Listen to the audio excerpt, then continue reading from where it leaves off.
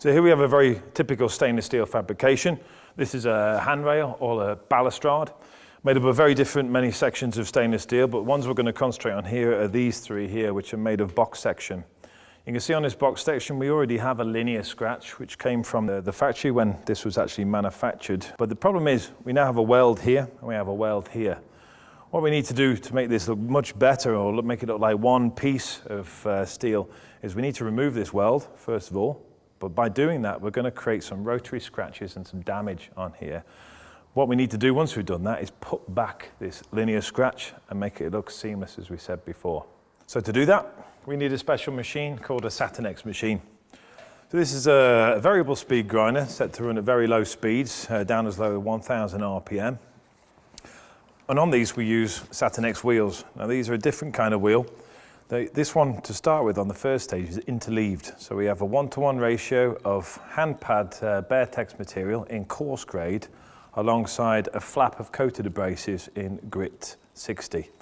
This is so we can provide a little bit of cut as well as finish with this wheel.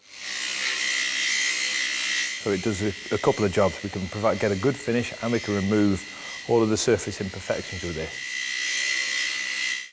But we have a slight problem with that. Where we have this angle meeting this angle, we're going to get what we call crossover. So we're going to have a bit of mishmash of the lines mixing together. So to stop that happening, we need to employ this special metal tape. So I'll show you how we use that. You can see it's sticky back. We can place it in whatever direction we want. Here at 45 degrees. What we're doing here is we're masking off one set of linear scratch, and here we are applying a linear scratch in the opposite direction. For a more aggressive cut, the wheel can be used on its side. You can use this to take out deeper scratches or scratch lines that are not in line. The second stage is this wheel here, which is again a coarse grade BearTex hand pad material, but it's just non-woven material, so it's just hand pad material and no coated abrasives. So even though it's a similar grade product, it's not as aggressive and it will give a much better finish. So now we can remove the tape.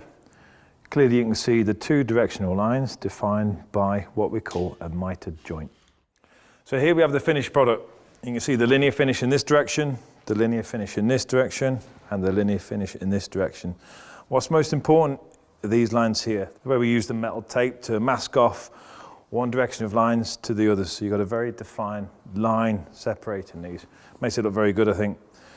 So this process for the Satinex, it's a really easy product to use. It's a really fast way of finishing, and it's a superb finish, I think you'll agree.